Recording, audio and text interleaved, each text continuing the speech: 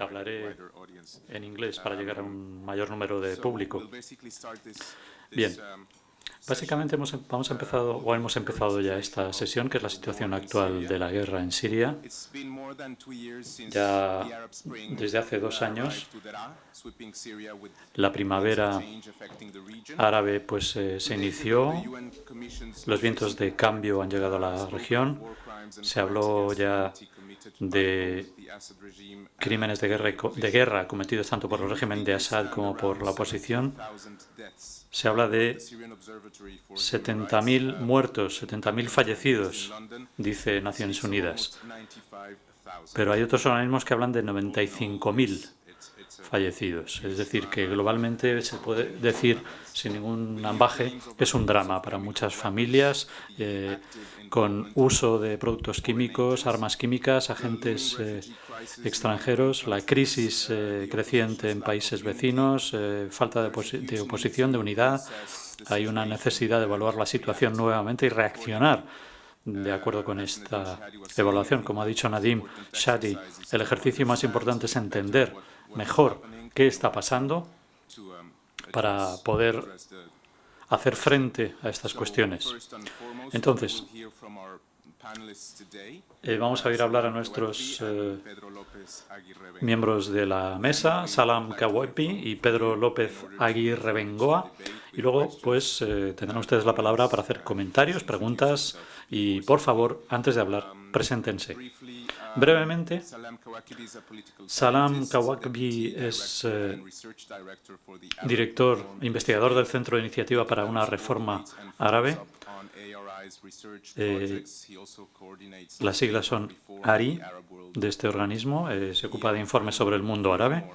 Asimismo, contribuye al debate intelectual en el ámbito de ARI con numerosos ensayos. Es presidente de la Asociación para la Nueva Siria, investigador de SIDOP, Centro de Estudios y Documentación Internacional de Barcelona, y miembro del Consejo Consultor de la MCA, Asambleas de Ciudades Mediterráneas. Enseña en un máster de desarrollo en una universidad, fue investigador de la Facultad de Ciencias Políticas de la Universidad de Ámsterdam entre el año 2009 y 2011, y también fue director del Instituto Francés del Próximo Oriente, IFPO, en Alepo, Siria. Le damos la palabra en primer lugar al profesor Kawakibi. Thank you very much. Gracias.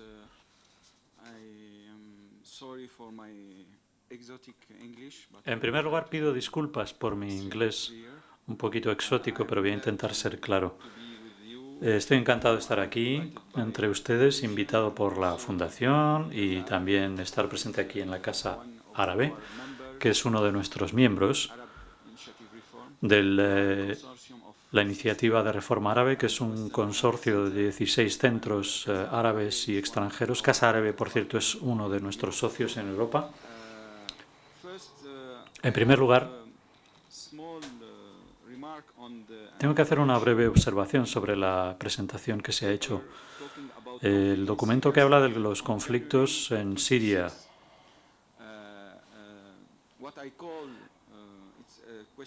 según el documento, empezó en enero de 2006. Yo creo que la evolución ya empezó el 18 de marzo de 2011 con los acontecimientos de Daraa.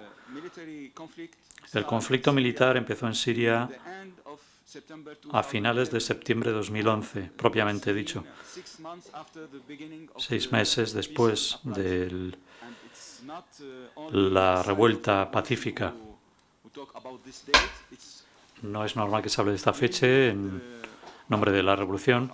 Es sencillamente el gobierno el que habla de la fecha de la militarización del conflicto, de la revuelta, y Bashar al-Assad, el mismo, es el que habla de septiembre como principio de la confrontación bélica. El problema con los acontecimientos en Siria, especialmente en Europa, es que No tenemos conocimiento alguno sobre la sociedad siria, sobre cuestiones económicas de Siria. Solamente sabemos que Siria es muy importante en el aspecto geopolítico. Sabemos que Siria es importante como gran fuerza de deterioro de la situación,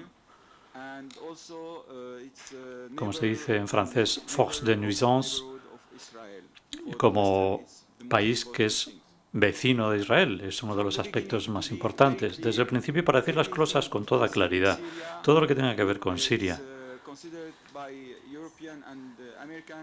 los europeos y los americanos solamente lo consideran como amenaza con respecto a la estabilidad de Israel. Si no fuera una amenaza para la estabilidad de Israel, no sería tan importante, y por esa razón pues han permitido que la situación se encone ya, como lo está haciendo después de tanto tiempo de matanzas, de bombardeos, de uso de todas las armas convencionales y no convencionales.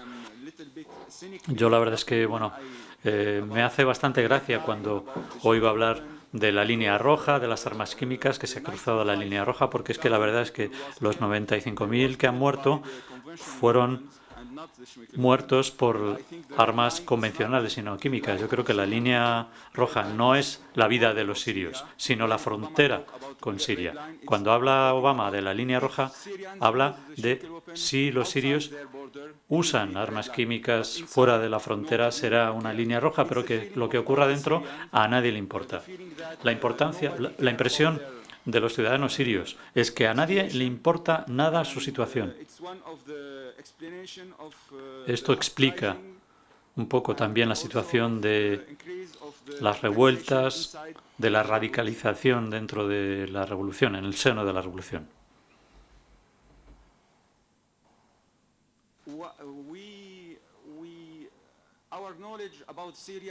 Nuestro conocimiento sobre Siria se basa un poco en el mito de Siria, porque en países occidentales primero hablamos del régimen alawita en Siria.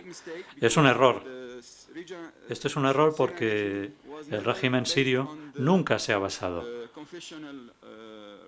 en un dictado confesional. Se usaron o se integraron a todas las confesiones, todas las minorías. Bashar al-Assad intentó dividir a la sociedad con este método y con toda la fuerza de ocupación, por supuesto, también, pero es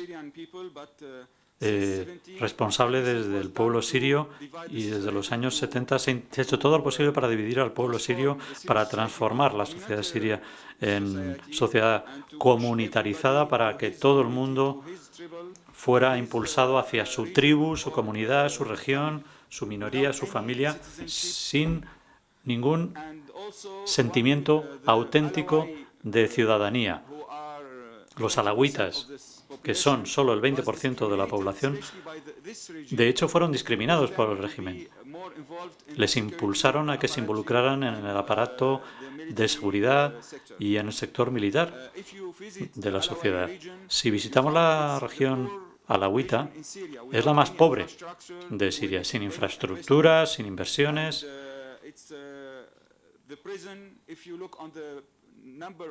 Si vemos el número de prisioneros políticos, presos políticos, vemos que hay un gran porcentaje de opositores alawitas,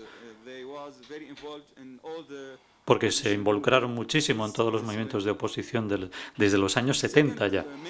Y luego otro tópico, otra leyenda, es que cuando se habla del régimen está muy bien decir que el Bashar al-Assad y su régimen es un régimen que protege a todas las minorías y son seglares, pero claro, cuando yo hablo de minorías no es el régimen de una minoría, sino que es la minoría del régimen.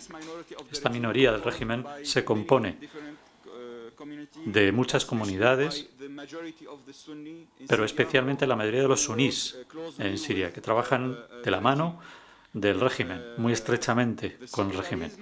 Este aspecto seglar, desde los años 60 ya, o años 70, la fecha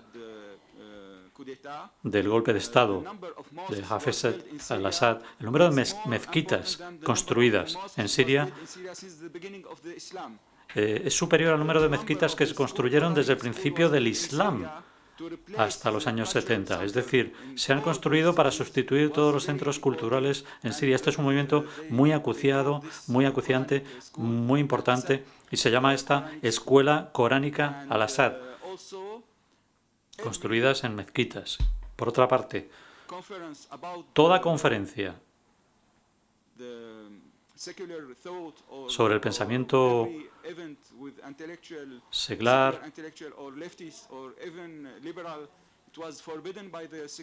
con cualquier aspecto progresista incluido, fue incluido por el gobierno, fue tenido en cuenta y se desarrolló, fue alentado por el propio régimen. Lo conozco muy bien, de hecho, porque yo mismo lo organicé cuando fui director del Instituto Francés. Solía organizar eventos con Albert Roussillon, Albert Nasset, los principales opositores, Ahmed Arboun, Ahmed Jabari, en fin, todas las conferencias fueron prohibidas por seguridad. Pero claro, cuando vamos a la mezquita al lado de mi instituto, todo pensamiento oscuro fue difundido allí, con aliento y con el aplauso de la seguridad, los servicios de seguridad. ¿Por qué? Pues para que la gente estuviera ocupada con este pensamiento islámico, islamista, oscuro y oscurantista, para que les expulse de cualquier tipo de pensamiento de oposición civil. Por otra parte, otro mito, cuando se habla del régimen de Siria, se habla de la resistencia contra Israel, tenemos que saber que desde el año 74, desde la frontera en la frontera entre Siria e Israel, no se ha disparado ni un solo tiro. No pasó lo mismo en Líbano. Desde el año 76, desde que Yasser Arafat en Trípoli alentara, vemos estadísticamente el número de muertos, por ejemplo, a través de la frontera, es muy superior a lo que pensamos. Incluso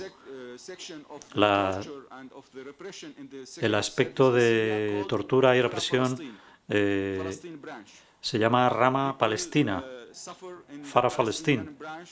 En la rama palestina se ha sufrido mucho. Es una sección de los servicios secretos, no está aprobada por la oposición siria, y la última vez que los israelíes bombardearon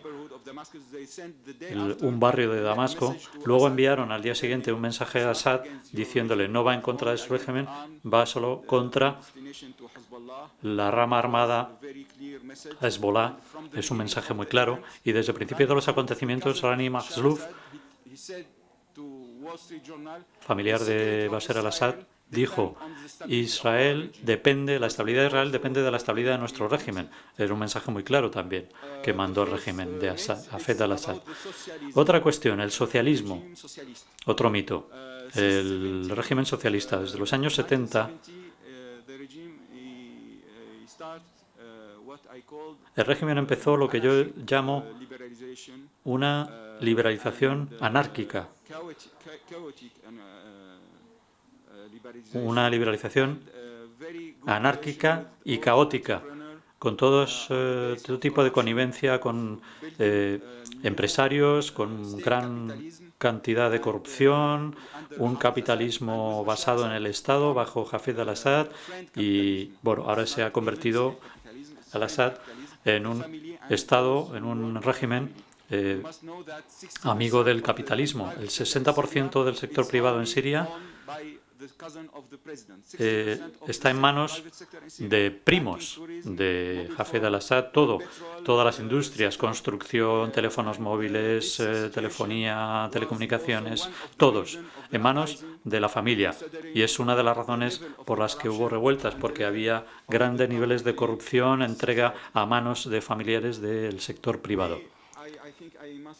Y creo que tengo que ir concluyendo, ¿no? Bueno, en relación a la división de la oposición. Sí, es cierto.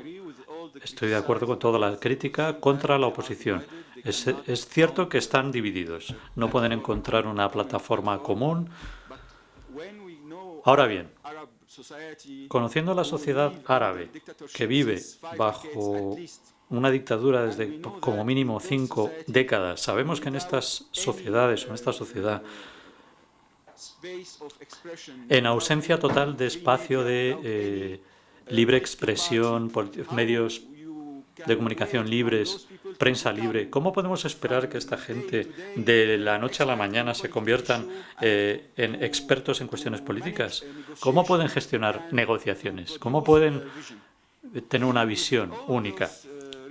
Incluso teniendo en cuenta todas estas razones, es cierto también que hay muchos proyectos desarrollados por sirios de dentro y de fuera en relación al día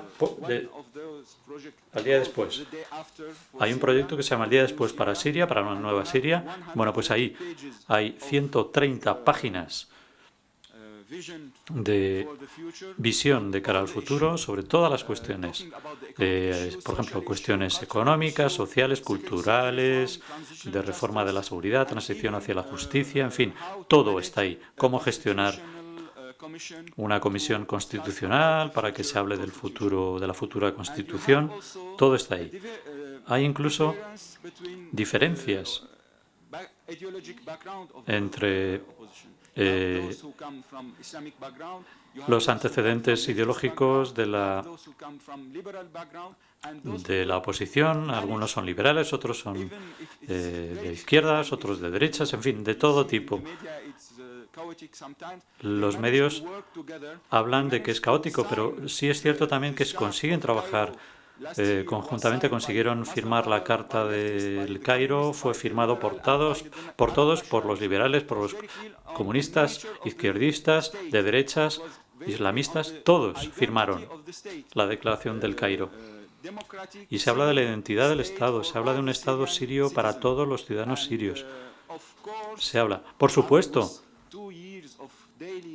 después de 2 años de derramamiento de sangre, de tortura, de destrucción masiva, por supuesto, es cierto que todos ahora tememos, islamistas y no islamistas, seglares y no seglares, incluso los hermanos musulmanes tememos la radicalización del movimiento. Y es normal ver que ocurra este fenómeno. Es normal, porque la gente no ha encontrado ayuda en ninguna otra parte. Cuando hablamos de ayuda, es que también en los medios de comunicación se habla, y bueno, incluso aquí en el documento se dice, los rebeldes sirios reciben un nivel diferente de ayuda de Turquía, de Occidente, del Golfo, de países del Golfo Árabe, del Golfo Persa, sobre todo de Qatar. Pues créanme, la verdad, créanme, esto es un poco exagerar la situación. La ayuda viene de los medios de comunicación, de la reunión de los hermanos, de los amigos del mundo musulmán. ¿Qué pasa después de la reunión? Todos vuelven a su despacho y de lo que se dijo se olvida todo. Toda la ayuda humanitaria, por ejemplo, todos los actores humanitarios que han visitado el norte de Siria pueden dar testimonio, porque han visto con sus propios ojos este nivel de armas en manos de los rebeldes. Son armas artesanales, básicas, rudimentarias. Ellos han conseguido que las principales armas provengan del ejército mismo, ¿no? A raíz de la corrupción o incluso a través de las batallas, pero también han recibido, por ejemplo, ametralladoras, subfusiles, lanzagranadas.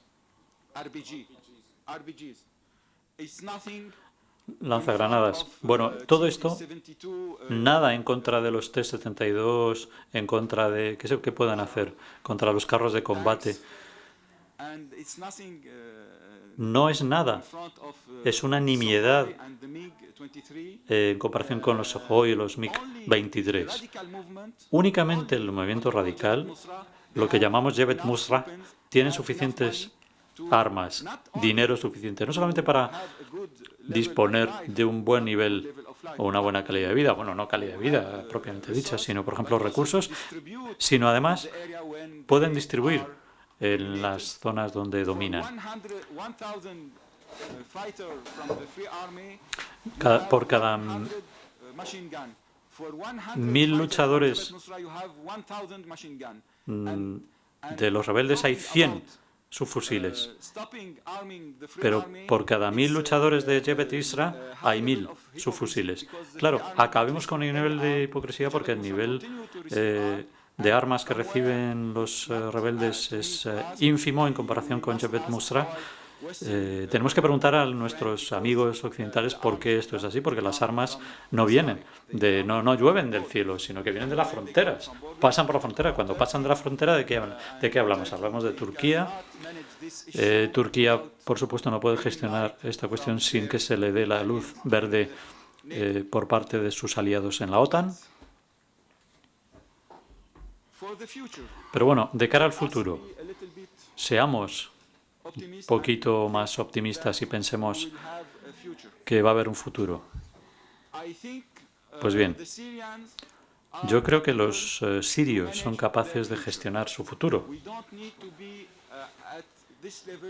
No tenemos que llegar a este nivel de escepticismo sobre su capacidad en todos los ámbitos.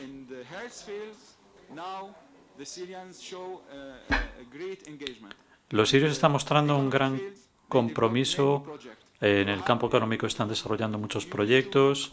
Hay que ver en las redes, por ejemplo, se dará uno cuenta de que hay centenares de ensayos, de estudios sobre el futuro y sobre múltiples cuestiones. Pero cuando hablamos del futuro tenemos que, primero, detener una guerra.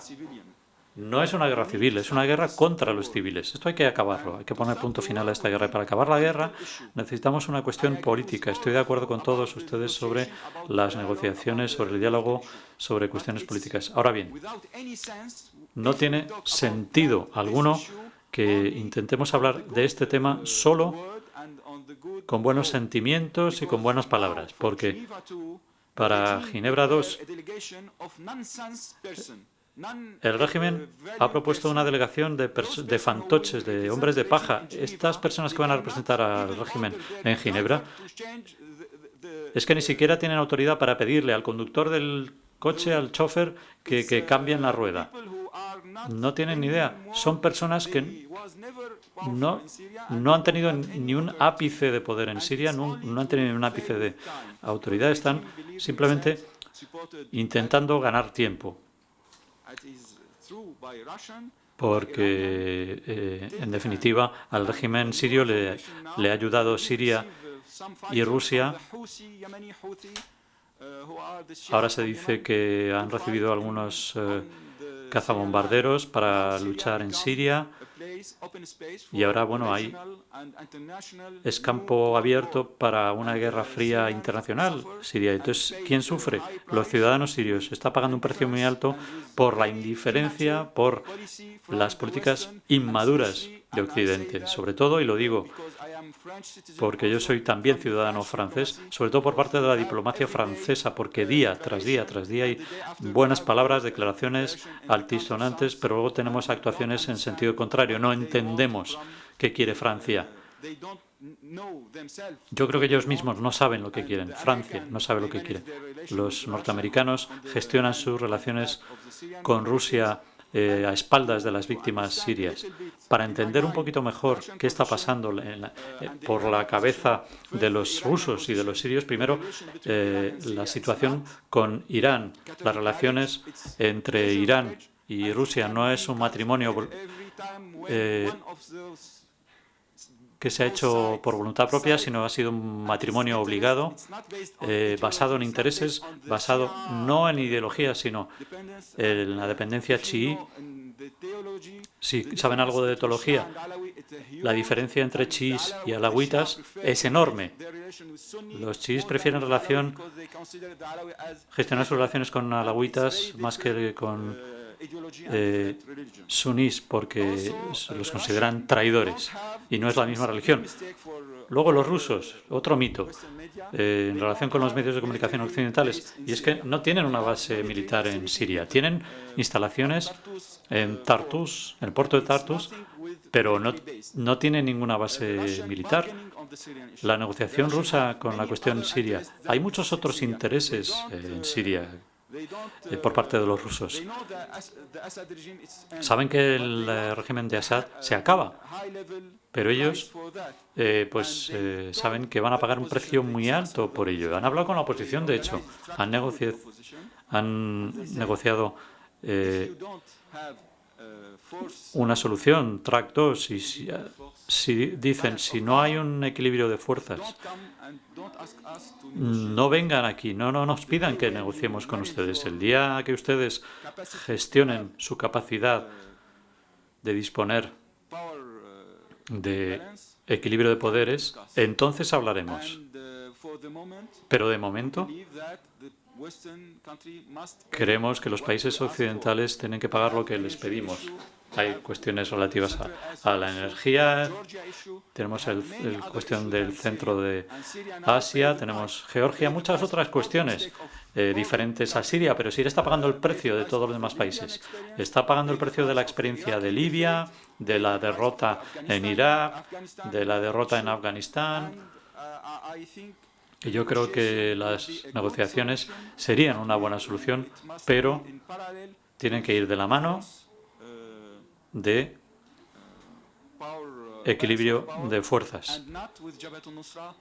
Pero no con Jabhat al-Nusra, sino con el ejército libre compuesto por gran parte del ejército anterior, el ejército oficial sirio, desertores y grandes partes de las personas que participaron en las manifestaciones, que son civiles, seglares, son moderados, islamistas moderados también, viven el Islam en Siria, pero de una manera muy moderada, un Islam muy moderno, en colaboración y de la mano de las demás comunidades desde milenios. No tienen que aprender ahora cómo gestionar sus relaciones y su vida. Muchas gracias.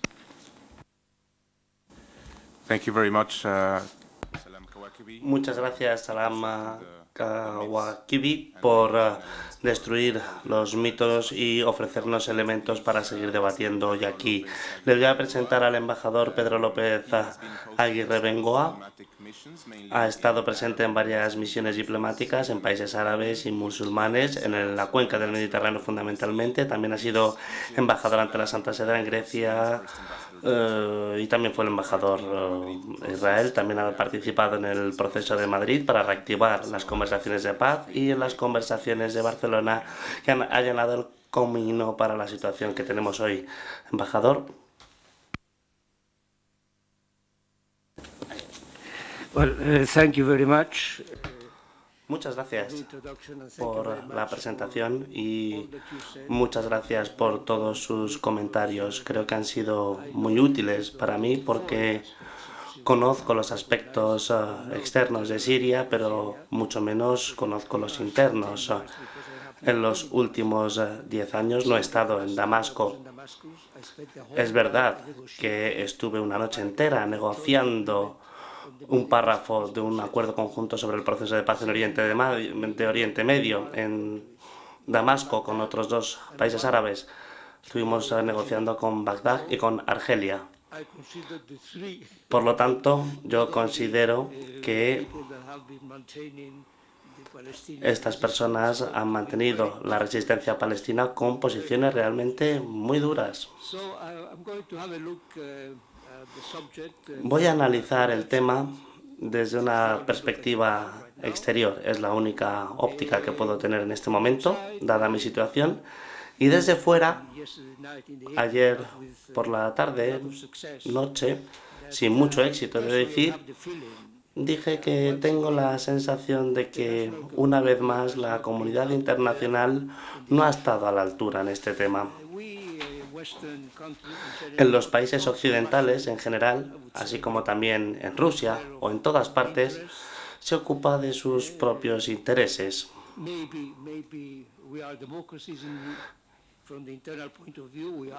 Somos democracias Es cierto, la mayoría lo somos, pero desde el punto de vista de la política exterior no aplicamos la democracia, sino que aplicamos una política de intereses. Esto se ve claramente en Estados Unidos y en la mayoría de países, por no hablar de Israel, que es una democracia interna, al menos para los judíos, para los temas de política judío, pero no para los temas de origen árabe. Pero también es una democracia internamente, pero externamente no se la puede considerar una democracia. Y yo creo que hemos pagado un gran precio por esta política en la mayoría de los tratos y de las conversaciones que hemos mantenido con el mundo árabe. Esto no es nuevo. Es una situación que se viene dando al menos desde la Primera Guerra Mundial. Se han cometido grandes errores con Siria al principio. Estos errores iniciales con Siria, tras la Segunda Guerra Mundial, provocaron una nueva dependencia por parte de Siria y durante 25 años se han producido una sucesión de golpes de Estado, de golpes de violencia, inestabilidad, etc. Yo no culpo a los sirios por esto, creo que ellos simplemente han heredado la situación que creamos los europeos mismos en la región. Esto mismo se puede aplicar a la mayoría de los países de esta región. Por tanto, no pretendo explicar el régimen. Creo que ha sido una copia de un régimen fascista europeo. Michel Aflaq ha bebido de esta fuente. Y bueno, había una explicación. Querían crear esta unión árabe que no existía debido a la historia anterior y querían crearla de forma seglar. ¿Por qué? Pues bien, pensaban que el gran problema del mundo árabe era la fragmentación política, étnica y religiosa principalmente. En consecuencia, si no se superaba esta fragmentación con una nueva base política o pensamiento político, pues ya vimos lo que sucedió en las dos ramas principales, en Siria y en Bagdad. Ya hemos visto cómo se ha terminado. Yo estoy en contra del régimen de Bashar, pero entiendo también que se han aportado algunos elementos de estabilidad en algunos países que tenían situaciones muy difíciles, como por ejemplo en Irak. No había libertad,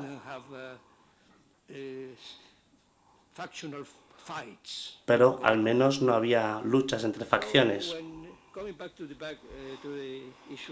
Volviendo al tema de Siria, yo creo que en la actualidad estamos atravesando un momento delicado.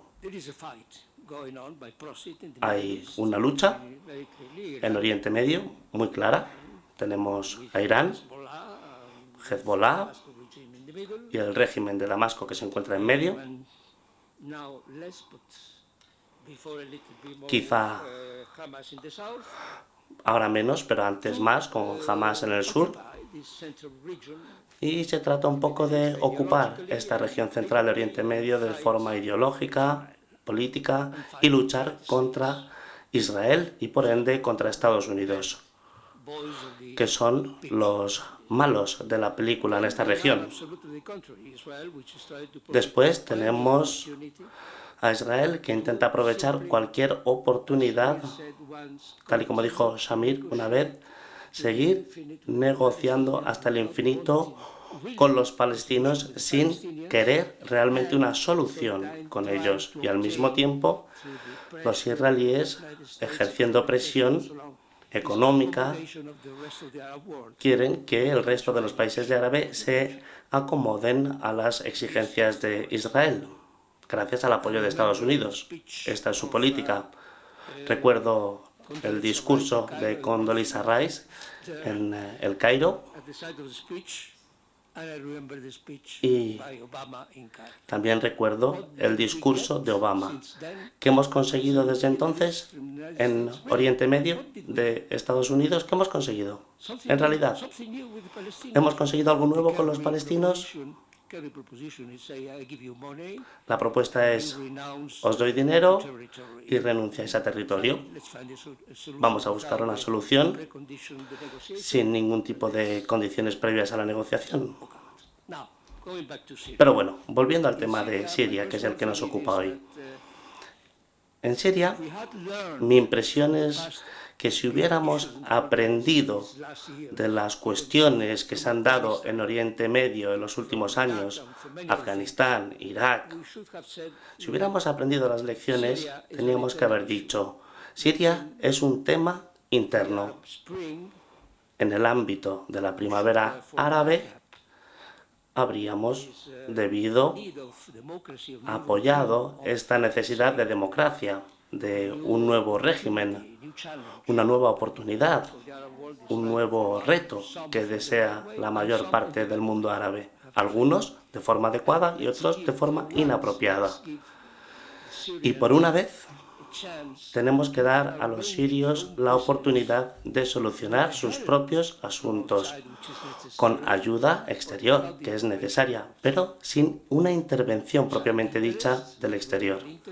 Hay intereses regionales e intereses globales que no deben interferir. Y cuando yo participo en el Consejo de Seguridad de Naciones Unidas, tenemos las declaraciones de Ginebra, la nueva conferencia que se va a celebrar, Ginebra II, y se intenta seguir un determinado camino o proceso político, jurídico, con el fin de disminuir la violencia o erradicarla y crear un proceso favorable a la transición política en el que puedan participar los sirios. Pero mientras tanto, se ha permitido que los intereses regionales cada vez tengan más peso en Siria, con cada vez mayor influencia en los distintos grupos de Siria, facilitando armas, aprovechándose de la situación. Hace poco leí un artículo de Yossi Beiley que decía que la situación que tenemos ahora es la misma que teníamos cuando Saddam Hussein invadió Kuwait. Tenemos el Golfo a disposición de lo que diga Estados Unidos. Por lo tanto, se trata de una buena oportunidad para que los israelíes puedan forzar negociaciones eternas una vez más con los palestinos, ofreciéndoles incentivos económicos para que renuncien a sus condiciones políticas que todos conocemos. Y esta parece ser una de las líneas políticas que se está intentando llevar a cabo. Pero Israel está trabajando, Rusia siempre tiene la voluntad de Catalina de Grave en su mente. Siempre han querido llegar a las aguas calientes del sur, tal y como decía Catalina en su día. Y Estados Unidos es más proclive a ocuparse de otros asuntos de Asia y tiene menos interés en Oriente Medio. El otro día vi una encuesta en la que se decía que el 60% de los ciudadanos está en contra de una intervención en Siria. Una encuesta de Gallup. Por lo tanto, todo el mundo está intentando aprovecharse de la situación. Y yo no estoy de acuerdo en absoluto. Y además me entristece mucho. Yo creo que los grandes poderes internacionales, en primer lugar, aquellos externos al problema, es decir, Europa Occidental, Rusia, Estados Unidos, etc., deben trabajar, porque tienen capacidad de hacer algo, especialmente en el ámbito de Naciones Unidas. Y por tanto, estos países externos tienen que aislar el problema de Siria para convencer a todo el mundo para encontrar una solución en lugar de meter mano y buscar sus propios intereses. Hay que crear un marco en el que los sirios puedan trabajar en aras de su propio futuro, con libertad, sin restricciones, haciendo una gran labor a favor de la humanidad.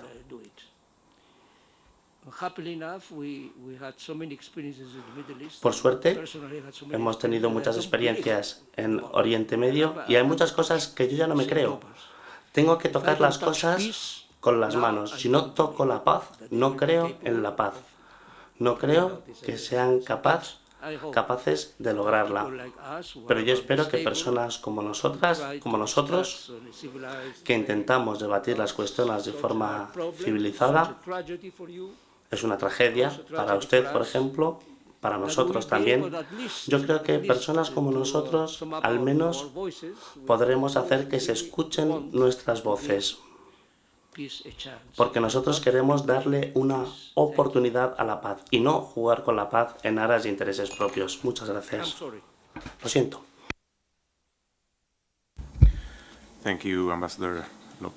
Gracias, embajador. Vamos a abrir ahora el turno de intervenciones para que hagan ustedes los comentarios que consideran oportunos. Son 15 minutos, más o menos. Quien desee intervenir, por favor, que se presente.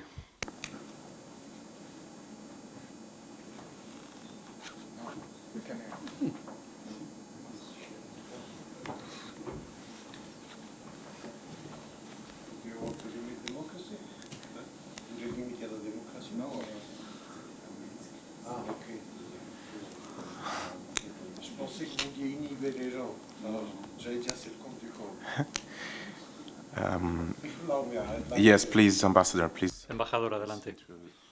Ambassador of Algeria. Embajador de Argelia. Todavía no. Sí, gracias. Good morning, gentlemen. It's a great pleasure for me speaking Gracias. personally. Es un placer para mí hablar a título personal, venir aquí para aprender de la sociedad civil siria, aquí representada a mi derecha, y hablar de los anteriores embajadores que han intervenido. Enriquece mucho lo que nos dice, embajador.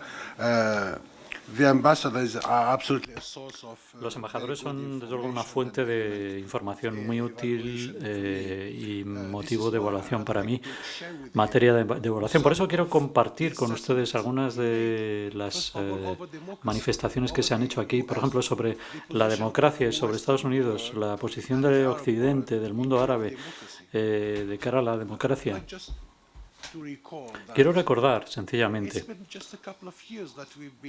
que solo hace un par de años se oye hablar de democracia en el mundo árabe. Deberíamos preguntarnos por qué. Porque es que hace 10, 15 años, como recordarán todos, nadie en el mundo occidental ni siquiera ha pronunciado la palabra democracia en relación con el mundo árabe. Es sorprendente, ¿no? Yo tengo una respuesta para este dilema. Y es que el mundo occidental no hablaba antes de democracia en el mundo árabe porque no pensaba que necesitaran democracia.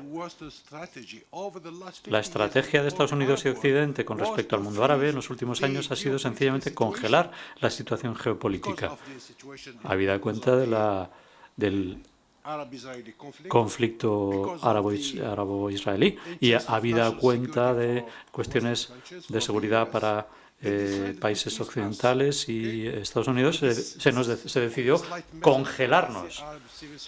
Y esto también es un mensaje para la sociedad civil siria y árabe. No solamente es culpa de los regímenes eran nuevos. Empezaron en los 50, 60, 70. Hablo de mi propio país, por ejemplo, pero de hecho decidieron una estrategia mundial que consistía en congelar la situación del mundo árabe, en el mundo islámico, por así decirlo, porque claro, es muy difícil establecer una definición de qué es islámico, qué es árabe, etcétera, etcétera. Pero bueno, esto por un lado. Y luego, me gustaría también volver a la situación de lo que llamamos y hemos dado en denominar la primavera árabe. Todos sabemos que la primavera árabe fue preparada por la evolución interna de todas las sociedades árabes. No llovió del cielo como el maná. No creo que esto fuera así. Ha habido una evolución sociológica que ha dado lugar a esta situación en muchos países árabes. Y yo veo dos categorías. Categoría de primeros países que tienen la capacidad de reformarse a sí mismos. La otra categoría son los países que no tienen ni la inteligencia ni la capacidad interna de reformar. Y estamos hablando ahora del caso de Siria, por suerte. Y hablando de lo que podríamos prever en Siria, porque bueno, tenemos que seguir siendo positivos, optimistas y constructivos. Aparte, bueno, dejando de lado el hecho de que lo que vemos, por supuesto, es devastador, es aplastantemente negativo. Yo creo que todos los gobiernos, las sociedades civiles, distintas instituciones, tenemos que trabajar muchísimo para apoyar la iniciativa del embajador Lakhdar Brahimi en Naciones Unidas. Es la última oportunidad.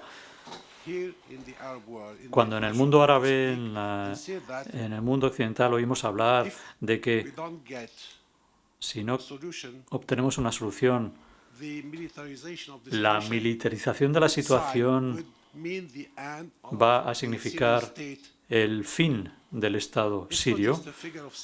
Esto no es solamente una invención, es la realidad. Por eso tenemos que hacer todo lo que esté en nuestra mano para evitar que esto sea así, para evitar o para conseguir un acuerdo político.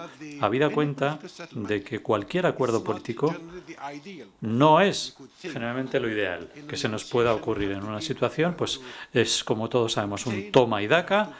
Se consigue, pero se pierde y hay que aprovechar oportunidades muchas veces. Y me da la impresión de que en el caso de Siria, la mejor solución sería que se aplique un enfoque generoso, un planteamiento generoso del marco de Ginebra, que nos da ya un marco, no lo olvidemos. Y lo mejor, yo creo, saldría de este marco de Ginebra. Y por eso tenemos que alentarlo. Yo creo que la destrucción en Siria no se tiene que contemplar como una fatalidad, algo, un destino, un designio del sino. Yo creo que también tenemos que contar mucho con los recursos internos de Siria para que haya una aportación necesaria para salir de la crisis y de esta situación de seguridad. Y yo creo que la oportunidad principal hoy día reside en la comunidad internacional.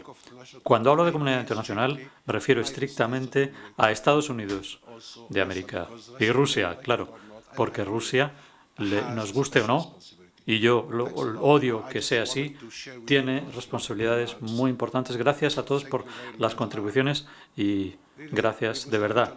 Dicho embajador, realmente ha sido una valoración muy precisa, exacta. Gracias.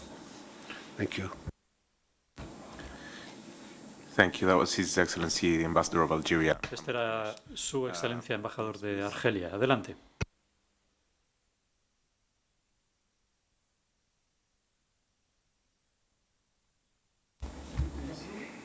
Okay.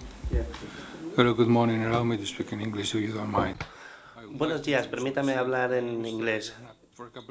Soy Orellana, fui embajador en Georgia durante un par de años.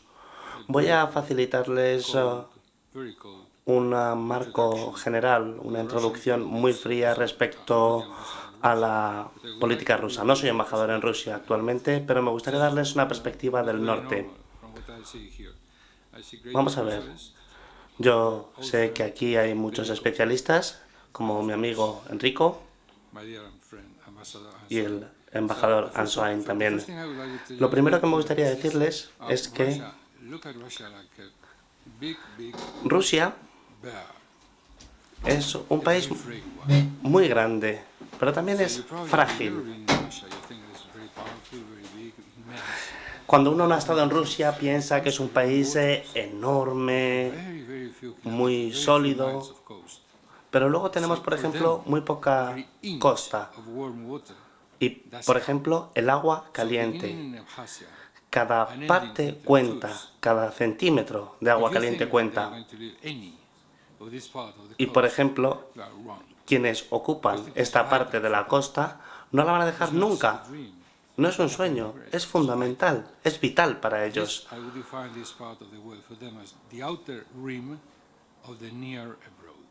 Y esa es la postura que tienen. Y Rusia está ahí para quedarse. Está ahí para quedarse. Y no estoy hablando por hablar. Hay que tener en cuenta las exigencias de la zona.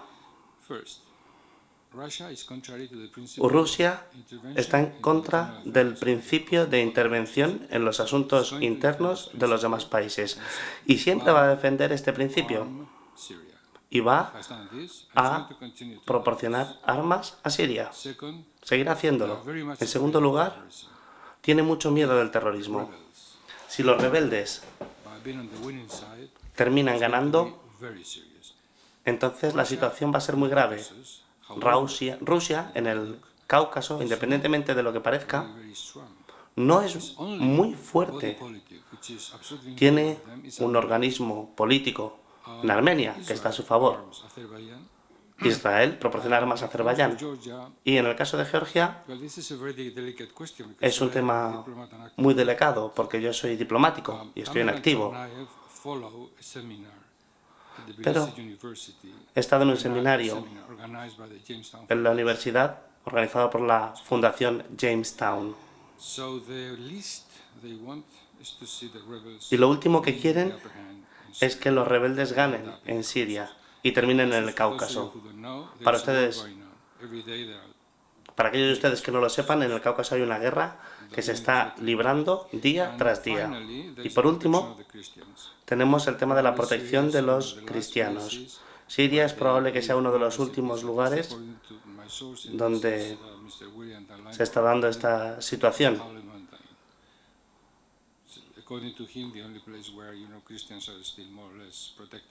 Siria es uno de los pocos lugares donde los cristianos están más o menos protegidos. Puede parecer una sorpresa, pero es así. Por lo tanto, en mi opinión, estamos frente a un nuevo paradigma y yo creo que esto no tiene nada que ver con el orden anterior.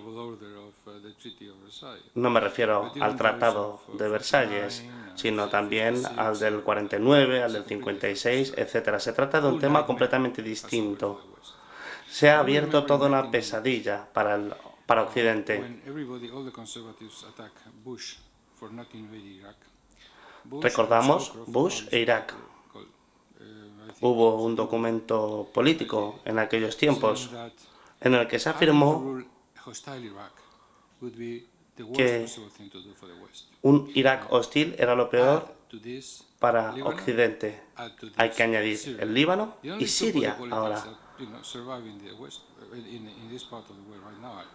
Tenemos Irán e Israel con nuevos actores que son Rusia, Turquía. Probablemente también tengamos que tener en cuenta Arabia Saudí, que están protegiendo a los musulmanes suníes. Y también tenemos Qatar, que tiene un papel que, bueno, que por prudencia no voy a comentar. Lo siento, no puedo. Por lo tanto, se trata de una situación completamente distinta respecto al pasado. Hay que ser inteligentes. Yo no hablaría de Ginebra II, sino de Suiza II. Estados Unidos y Rusia van a decidir lo que se va a hacer. Y en cuanto a lo que ha dicho el representante de Chatham House, no sé si hemos librado una guerra y vamos a terminarla o cómo va a terminar esta situación. Muchas gracias. Thank you very much. Muchas gracias. ¿Desean comentar algo o tenemos otra pregunta? Usted, muy bien. Es una pregunta. Estoy algo confundido. Hemos escuchado que se debe dejar a Siria por su cuenta para que los sirios decidan. Y también hemos escuchado que la pelota está en el tejado de la comunidad internacional. Por lo tanto, ¿de qué se trata? ¿Hay que interferir o no? ¿Tenemos que dejar al cordero y al lobo juntos en el mismo recinto para que encuentren una solución o debemos intervenir? I'm going to answer to you in a very undiplomatic Le voy a way. contestar de una forma muy poco diplomático, Look, en condición de jubilado.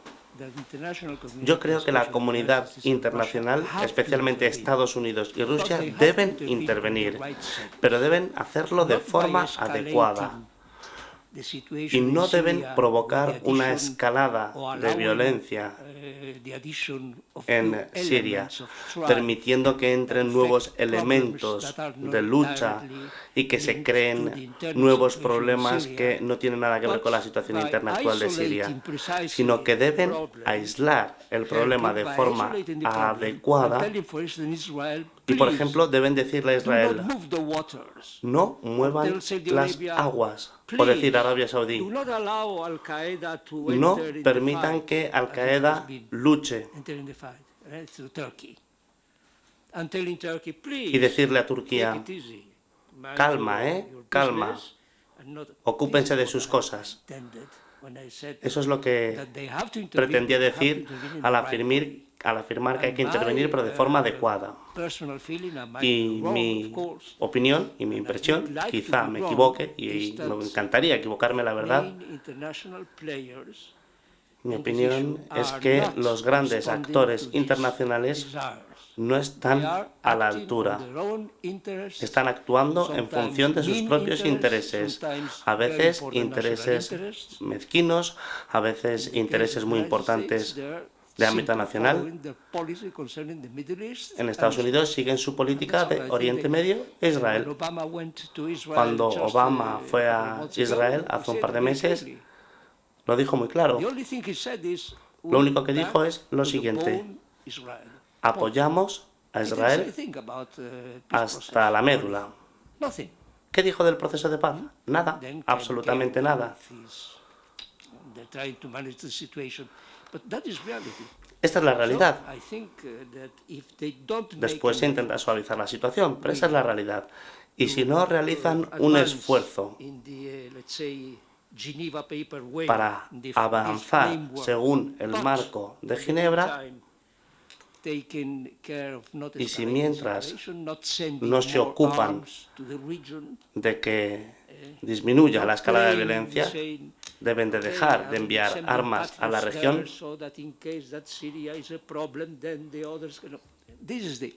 Ese es el tema, esta es la dificultad. En mi opinión, Estados Unidos podría hacer mucho más y de forma mucho más razonable para ayudar a los sirios a encontrar una solución. La presidenta me pide que nos ciñamos al horario previsto. Hay un café esperándonos ahí fuera. Vamos a escuchar primero un breve comentario antes de irnos, Salam, y luego ya hacemos preguntas, otra tanda de preguntas en otras sesiones. Thank you very much. Gracias. Quickly about, Brevemente, Geneva 2, sobre Ginebra 2. I ask you if one of Yo les you pregunto, know about what ¿alguno de ustedes sabe talk about. de qué habla Ginebra? Even ¿Qué es lo que Kerry dice and Ginebra? Lavrov, they don't know. Incluso And Kerry y it Lavrov was no tienen ni idea, no lo it was, saben, incluso ellos. voluntary Y bueno, esto fue deliberado además. document deliberadamente ambiguo el documento para que se pueda interpretar de distintas maneras. Esto por un lado. En segundo lugar, señor embajador, dice usted, ¿Rusia está en contra de la interferencia en cuestiones internas de Siria? Sí, pero es que el único superpoder que interfiere en Rusia realmente es Rusia. Hay cazabombarderos de Rusia, hay oficiales de Rusia, armas que cada día llegan de Rusia. Es el actor internacional más importante que interviene dentro de Siria. Los rusos, estoy de acuerdo con usted, temen dos cosas. Que salga, digamos, lo que hemos dado en llamar la primavera árabe, que salga un islam político y que salga democracia, porque Rusia es el último país que podemos calificar como democrático. En cuanto a Siria, créanme, el régimen nunca protegió a los cristianos como tampoco protegieron a los ciudadanos en general. El porcentaje en los años 60 de cristianos era el 50%.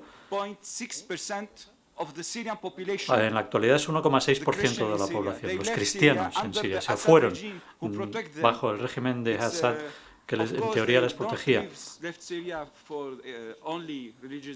No se han ido solo por razones religiosas, claro, sino por razones familiares, económicas, muchas razones.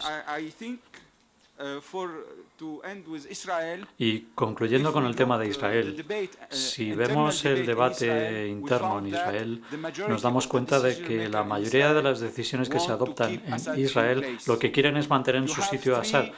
Tenemos tres escuelas en Israel. Tenemos la escuela de la seguridad, la escuela militar y la escuela política. Solo el estamento militar dice no tenemos ningún problema con que se vaya Assad. Los otros dicen mejor malo conocido que bueno por conocer, porque nos ha mantenido la frontera como la más segura en la historia de Israel. Gracias. Thank you very much, Salam Gracias. and Ambassador Pedro López Embajador Pedro Aguirre-Bengoa. López, We will have Aguirre-Bengoa. a 20-minute Tenemos ahora una pausa de coffee break, 20 and then we'll come minutos back y to regional volvemos repercussion, con security el and tema de las refugees. repercusiones It's the next regionales, session. And please, seguridad, all of you who have refugiados. questions, keep them- Si ustedes write them tienen down preguntas, so you can ask them apúntenlas para later. poderlas hacer luego, más tarde, en la Proper debate siguiente afterwards. Bye. tanda. Thank you. Gracias.